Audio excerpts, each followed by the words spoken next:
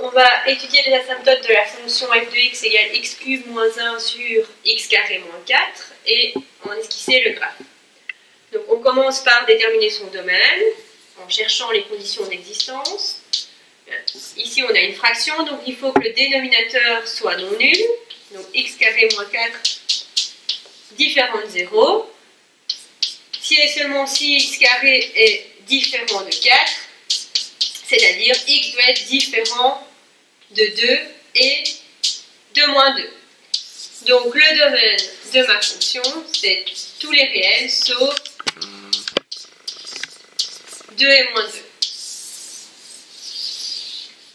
Ensuite, on cherche les zéros de la fonction. C'est-à-dire, on résout l'équation f de x égale 0, puisque y vaut 0. Donc, ma fraction égale 0.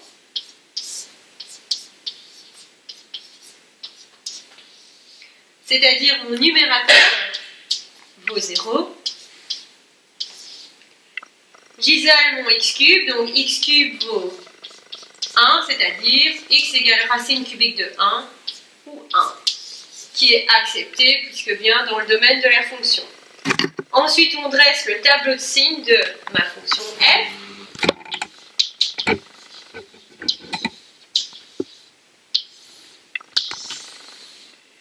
Une ligne pour le numérateur, x cube moins 1, une ligne pour le dénominateur, x carré moins 4, et la dernière ligne, c'est mon quotient, donc ma fonction. Donc j'ai trouvé 3 nombres pour mon tableau de signes. Donc pour le dénominateur, c'est moins 2 et 2, et pour le numérateur, 1. Donc dans l'ordre croissant, moins 2, 1 et 2. Le numérateur s'annule quand x vaut 1. Et il est positif à droite de 1 et négatif à gauche. Mon dénominateur s'annule en moins 2 et 2. Signe de x carré partout sauf entre les zéros. Donc positif à l'extérieur et négatif au milieu des deux zéros. Moins divisé par plus, moins divisé par 0 n'existe pas, moins par moins, plus, 0 divisé par quelque chose, 0, plus par moins, plus divisé par 0 n'existe pas, et plus par plus, plus. Donc on peut maintenant déterminer les asymptotes, les équations des asymptotes éventuelles.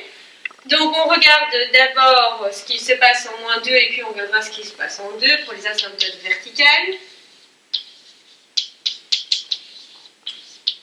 Donc on observe la limite pour x tendant vers moins 2, pardon, j'ai dit moins 2 d'abord, de la fonction.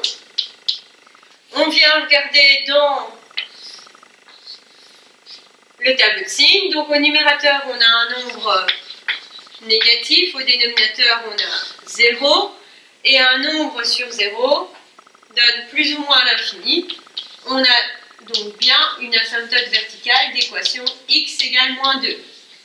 Pour déterminer le signe de l'infini, il faut regarder dans le tableau de signes à gauche et à droite de moins 2.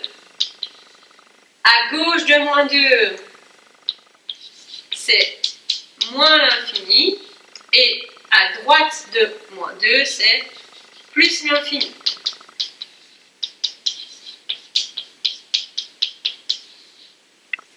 On fait exactement la même chose pour x qui vaut 2.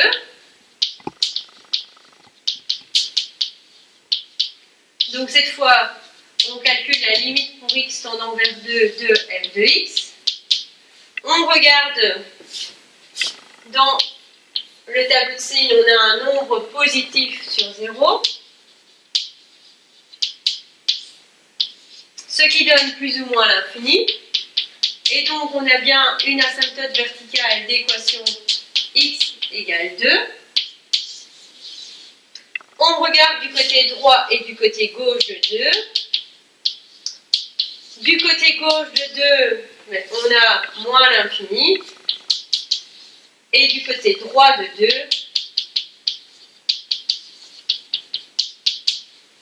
on a plus l'infini. On détermine maintenant les équations des asymptotes horizontales. Il faut donc pour cela calculer la limite pour x tendant vers plus ou moins l'infini de la fonction, on va garder les plus hautes puissances. Au numérateur, la plus haute puissance, c'est x au cube, et au dénominateur, x carré. Si on simplifie, il reste la limite pour x tendant vers plus ou moins l'infini de x. Et si je remplace par plus l'infini, j'obtiens plus l'infini. Et par moins l'infini, moins l'infini. Donc, je suis partie de l'infini et j'obtiens l'infini. Je n'ai pas d'asymptote horizontale. Je détermine donc l'équation des asymptotes obliques. Y égale mx plus p. Pour cela, il y a deux méthodes. Alors, je vais commencer par déterminer m et p, et puis je montrerai la méthode de la division euclidienne. Donc, m est la limite pour x tendant vers plus ou moins l'infini de f de x sur x. Donc, c'est la limite pour x tendant vers plus ou moins l'infini de x cube moins 1 sur le dénominateur de ma fonction multipliée par x, donc x cube moins 4x. Je garde les plus hautes puissances. Donc au numérateur x cube, au dénominateur x cube, et j'obtiens m qui vaut 1. Puisque j'ai trouvé un nombre différent de 0, il y a une asymptote oblique. Je calcule p, qui vaut la limite pour x tendant vers plus ou moins l'infini de f de x moins m fois x. Donc ma fonction,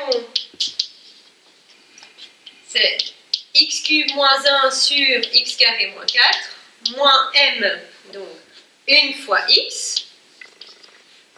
Je mets tout au même dénominateur, donc tout sur x carré moins 4.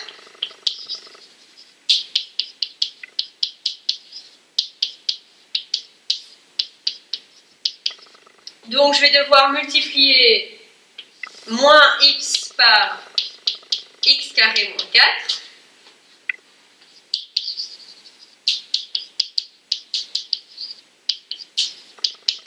Donc ça fait moins x cube, moins x fois moins 4 plus 4x sur x carré moins 4. X cube moins x cube s'annule. Je prends les plus hautes puissances puisque je suis en plus ou moins l'infini. Donc 4x sur x carré. On simplifie, donc ça fait 4 sur x. Et si je remplace, mais 4 sur plus l'infini, j'obtiens 0. Et 4 sur moins l'infini, j'obtiens 0 aussi. Donc, dans les deux cas, P vaut 0, M vaut 1. Donc, j'ai une asymptote oblique d'équation Y égale mx plus P, donc 1 fois x plus 0, donc Y égale x. Je vais déterminer la situation de ma fonction par rapport à mon AO. Et pour ça, je dois de toute façon utiliser la division euclidienne pour trouver le reste. Donc ça va me permettre de faire la deuxième méthode aussi.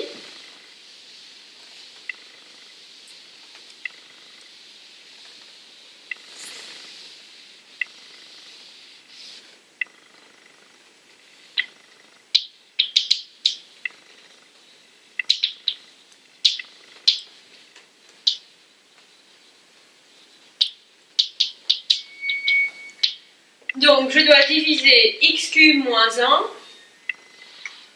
par x carré moins 4. Je n'oublie pas de compléter mon numérateur pour bien avoir mes colonnes en x carré et en x.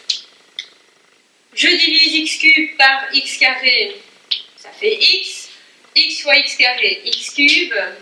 X fois moins 4, moins 4x. Je soustrais, je n'ai pas de x cube, pas de x carré, j'ai 4x moins 1. Si je veux recommencer. Je ne peux pas diviser 4x par x carré, donc ça ne me donne plus un polynôme. Donc ceci, c'est mon reste, puisque le degré du reste est bien strictement inférieur au degré du diviseur.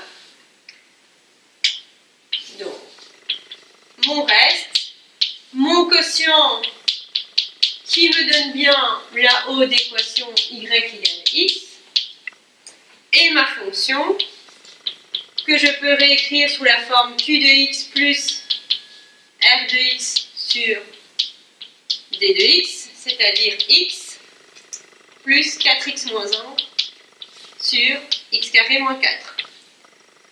Pour étudier la situation de f par rapport à la O, il faut établir le signe de 4x moins 1 sur x carré moins 4. Alors, 4x moins 1 s'annule quand x vaut 1 quart, et x carré moins 4 s'annule quand x égale plus ou moins 2. Il suffit d'aller rechercher les nombres dans le domaine.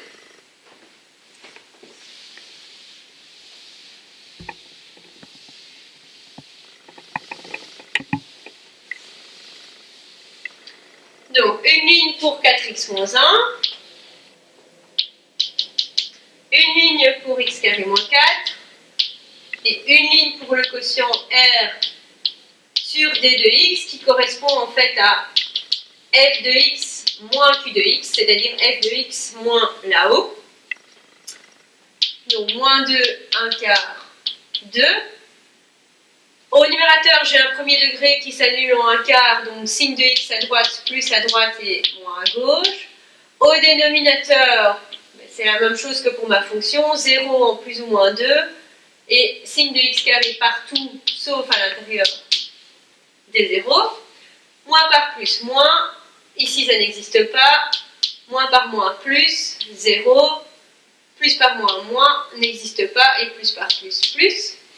Si c'est moins, ça veut dire que f est en dessous de là-haut, parce que f de x moins q de x est négatif, et donc f est plus petit que q de x, donc plus petit que là-haut. Si c'est plus, f est au-dessus de là-haut. Si ça vaut 0, ben c'est là où on a une intersection entre les deux. Ça veut dire que f croise là-haut en 1 quart.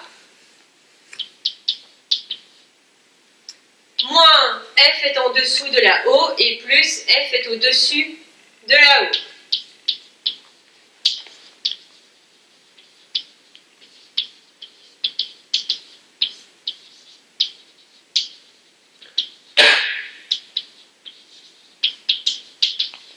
Donc il nous reste à représenter le graphique de la fonction. Donc moi j'ai l'équation de là-haut ici. Je cherche deux points. Y égale x, c'est assez simple. Si x vaut 0, y vaut 0. Si x vaut 1, y vaut 1. Donc c'est la droite qu'on connaît tous depuis la quatrième.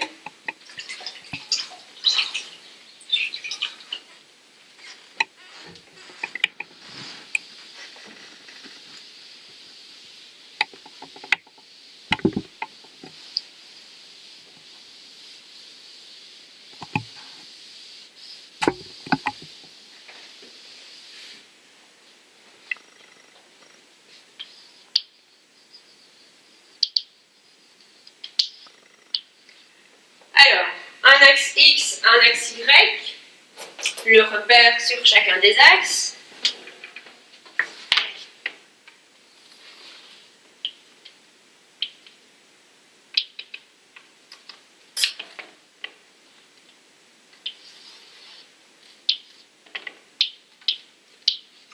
On commence par mettre les asymptotes verticales. On en a une en moins 2 et une en 2.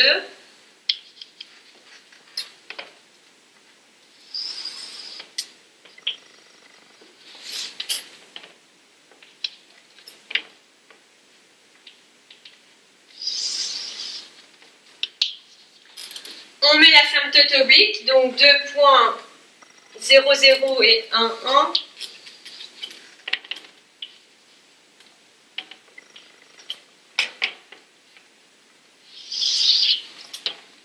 on prolonge toujours bien toutes les asymptotes.